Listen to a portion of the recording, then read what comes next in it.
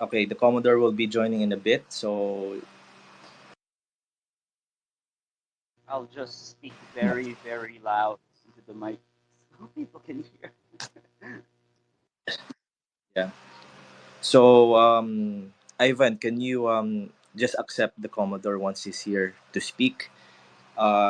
We will not open the speakership, just the three of us talking, co-host, and then me, and then if we have time, we can open the questions for other participants, the Q&A, if we have time. So We will be accepting questions from if we have time later on. Actually, the Commodore, yeah, his time is limited. We're scheduled for about an hour and a half. But if we have time, we will be allowing pro Philippine accounts to ask questions.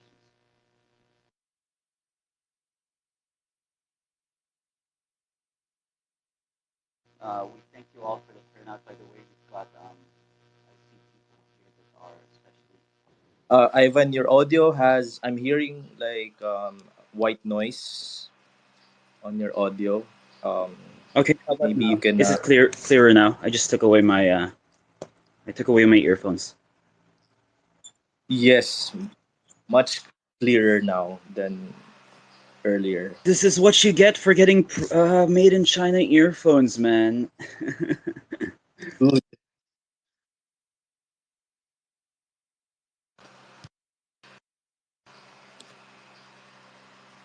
Why you bought it on Shopee? No, I got it from Mini Stop. Well, it's not called Mini Stop it's anymore. I think it's Uncle John's. Mine's Apple, so Uh, from US here. I'm joking. let's go. We're paid by the Americans, like what some of the Makapilis are saying. Paid daw tayo by the Americans, kuno. Ivan, don't go off script. Oh, we've gone off script. It's over. It's so over.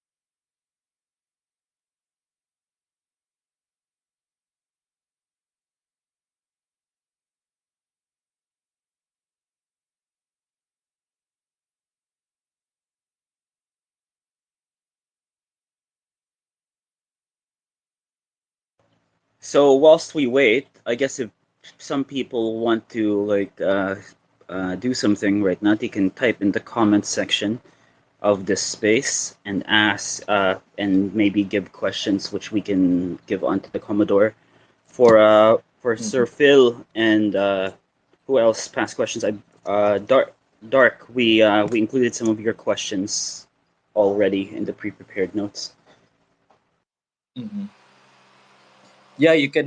You can put your questions on the chat bubble. We'll try to, of course, entertain as much questions, but we have limited time, so we have to ask the important questions first, right? So, um,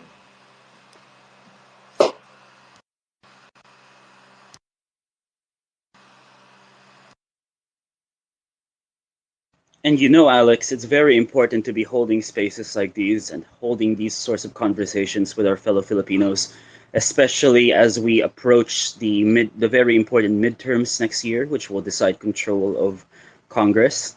And naturally, we've been reading stuff online this year of increased Chinese presence in order to try and manipulate elections and then try to manipulate the politics of certain areas. Oh, Commodore Jay's here.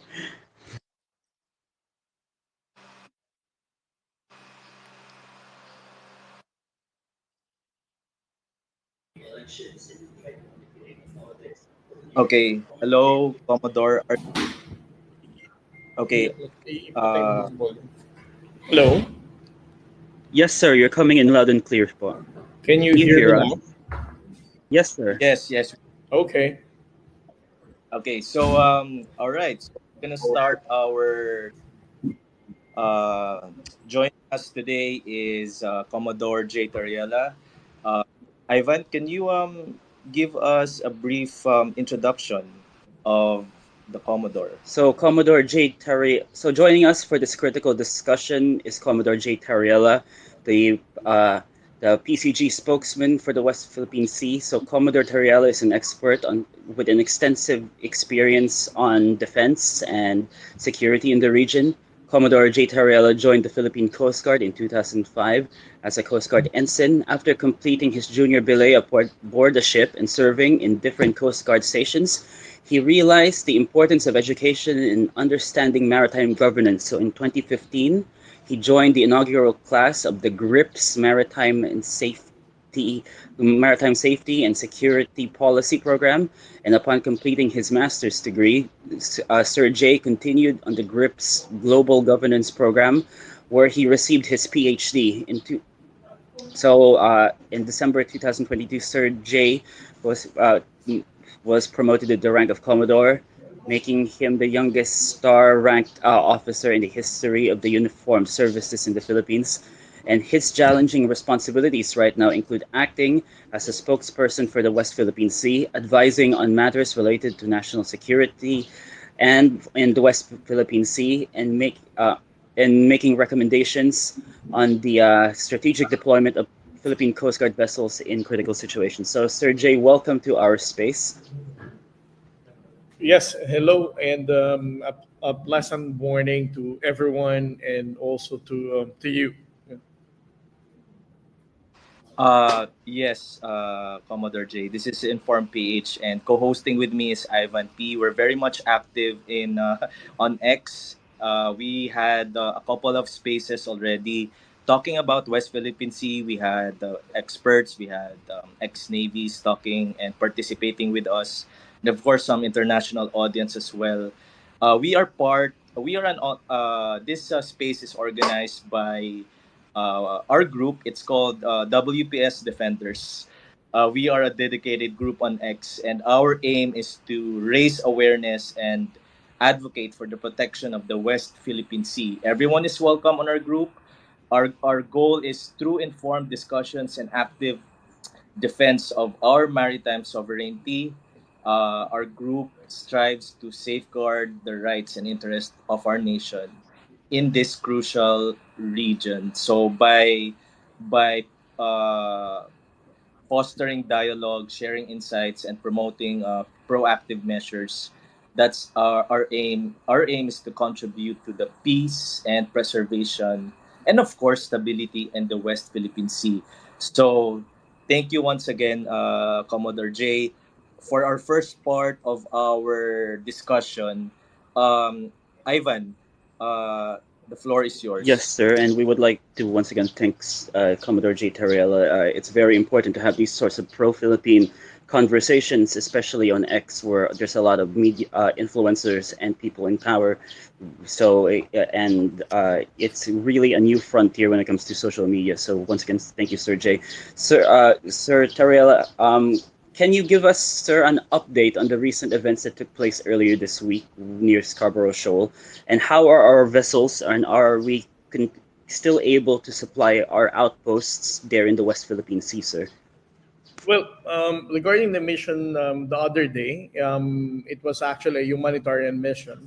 It was facilitated by the Bureau of Fisheries and Aquatic Resources, and of course, the Philippine Coast Guard supports this humanitarian mission, where the B4 are giving away fuel subsidy, water, and food packs to the fishermen that are engaged in fishing expedition in Bajo de Masinloc. And regrettably, before we engage the Filipino fishermen in the vicinity of Bajo de Masinloc, we have already experienced dangerous maneuver coming from bigger and larger China Coast Guard vessels, and even eight Chinese maritime militia, which is also relatively bigger than the Coast Guard vessel. And then when we were separated, the Coast Guard and BFAR were separated. The same strategy that they have been doing. They have to isolate one vessel at a time, and then it was subjected to the water cannoning coming from different China Coast Guard vessels. And it's also worth mentioning that this is the first time that the Philippine Coast Guard vessel experienced a direct water cannon with such fatal jet stream pressure of water cannon. Some people are saying that the Coast Guard vessel was already water cannon last August when we supported the resupply mission in Ayungin. But the difference between that water cannon attack is that this jet stream flow of pressure is relatively higher than the pressure of water that they use in the Yungin Shoal.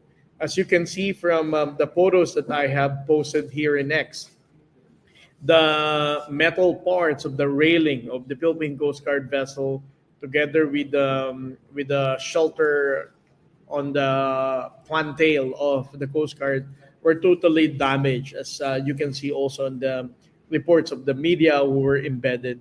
So this is the first time that such fatal water cannon has been used against the Philippine Coast Guard vessel. Would it be correct also? We saw camera, I believe it was from News 5, where they were actively using these high pressure jets at the radar antennas of the Philippine Coast Guard vessel. So they're actively trying to damage our ships. Would that be a fair assessment, Commodore? Well, yeah, the video that was released by Gio Robles from TV5, he was actually on board the BFAR vessel. And what he captured there is a jet stream, high pressure water cannon with the objective of really damaging the communication and the navigation equipment of the viewer and fisheries and aquatic resources vessel. So I guess we now go to the meat of the question. So it would appear that the China Coast Guard continues to act in a belligerent manner, and is, as Sir said, is now actively using high pressure water cannons, which are denting our vessels, attacking both the Coast Guard vessels and that of the BFAR. And so the question that was sent to me by several Philippine defense watchers on X, Sir, is that will there be a change in doctrine in response to the potential harm caused by the China Coast Guard? Because no doubt that China is trying to pressure the government to react by using these water cannons, and this is likely done for their domestic audience because they want to publish on Chinese CGTN that we're also water cannoning them back. So given that is the case, and they're actively baiting us, how do we react, sir? Do we take the bait? Would it be taking the bait if we escalate? Well, what will there be further changes in doctrine? Well, there's actually so much on your question, but let me first discuss why the Chinese Coast Guard is doing this kind of approach right now. You can probably remember when we first launched the transparency strategy, wherein the media personalities, local and even international, has framed it as a David and Goliath outcome of difference between the Philippines and China. So with that kind of narrative, we have become very successful. Wherein more countries in the international communities are supporting the position of the Philippines being the David. And we all know what happened with that kind of narrative. David has defeated Goliath. But by March, during the resupply mission, China definitely has taken pushback because of the domestic audience, wherein they were pressured to do something more than dangerous maneuver or military grade laser. They really wanted something to show their domestic audience that China is becoming Goliath, that they are mightier, and they need to flex their muscle to tell their domestic audience that they are really in control. And this was what had happened in the March incident, now in Bajo de Masinloc incident, because the Chinese government, the People's Republic of China, really wanted to appease the Chinese nationals by saying that this is how we deal on the issues in the West Philippine Sea. And it's not just the domestic audience that they are really targeting here, that they are also wanting to show the neighboring countries here in ASEAN region, that if you're going to follow this kind of transparency strategy of the Philippines, countries in the region will also be subjected with this kind of level of aggression. That's why this is a double-sided approach. They are targeting the domestic audience and also the ASEAN to make sure that they're not going to follow the lead of the Philippines in exposing the Chinese aggression. But if you're the question now is, are we still going to hold on with the transparency strategy? On the context of the transparency strategy, I think this is the very objective of our transparency, to pressure China for them to remove their mask of pretension, to show the world that they are not really the benevolent rising power, but they are a belligerent nation who would find their way using their force and bullying tactics to justify their ambitious and greedy um, take on the nine dash line. Now, to your third question, how are we going to respond? Will there be any operational changes? Um, the our operation is always in compliance and in accordance with the whatever the guidance of the Commander in Chief, President Bongbong Marcos, to the National Task Force West Philippine Sea. So we can just make recommendation. We can make the some recommendation for some differences of the guidelines or changes in the guidelines, but definitely it will still be subjected to approval of the National Task Force and the Commander in Chief. But people are asking, water cannon incident has been going around for almost a year now. The Chinese has been using this, and now that the Chinese has already elevated this as an higher level of aggression with that jet stream pressure that can, I mentioned yesterday, very fatal. So the question is, why is the Philippine Coast Guard not responding? Well, the guidance of the president in the past so many months has been very simple. The Philippine Coast Guard and the Armed Force of the Philippines, we should maintain our temper. We should not be provoked. We should not be the reason to escalate the tension. And we should still maintain our professionalism in asserting our position in the West Philippine Sea. It is very unfortunate and regrettable. I can feel the emotion of the Filipino people. You want the Coast Guard to hit back. You want the Coast Guard to use our water cannon in response to this kind of aggression of China. But for the Philippine Coast Guard, again, it's not. It is quite unfair because I saw some comments saying that the Coast Guard is coward, that the Coast Guard is not really doing their job. I think that's a very unfair assessment on our patriotic duty of still maintaining our presence in the West Philippine Sea and containing our emotion, not to elevate the tension to the next level. Um, on our part, especially on our Coast Guard who are on the front liners, you can just imagine how high their level of emotion that they need to contain for us to be able to adhere to the guidance of the national government. Uh, President Bongbong Marcos really is sincere in saying that he doesn't want to escalate the tension. This is the very reason why the Coast Guard doesn't intend to make use of the water cannon. What is the strategic value of a Coast Guard vessel carrying out another water cannon with against those larger vessels? You might end up, being stuck in that situation that these are larger Coast Guard vessels, and we can even have difficulty in maneuvering if our priority is to shoot them back with water cannon as well.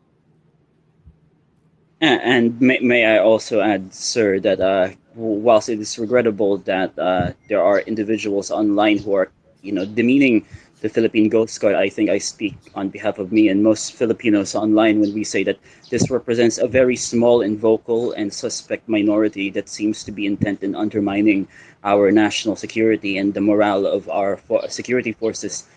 You're correct, sir. There seems to be a wide support among the Filipino public on more action and yet we're showing restraint. My next question goes into more gray areas, such as the small vessels of the maritime, the maritime militia, or even Chinese vessels, because we saw our neighbors, such as Malaysia, such as Vietnam and Indonesia, their maritime authority seems to be more aggressive, shall we say, or assertive in enforcing their maritime laws on Chinese fishermen or Chinese civilian vessels. Will we be seeing the same thing soon, sir, when regards to encroachment, such as fishing on our natural resources, like harvesting the corals or taking our turtles, for example? Will boarding or even sinking, like what we saw in Indonesia, be on the table, or are we still maintaining maximum restraint even with these civilian vessels?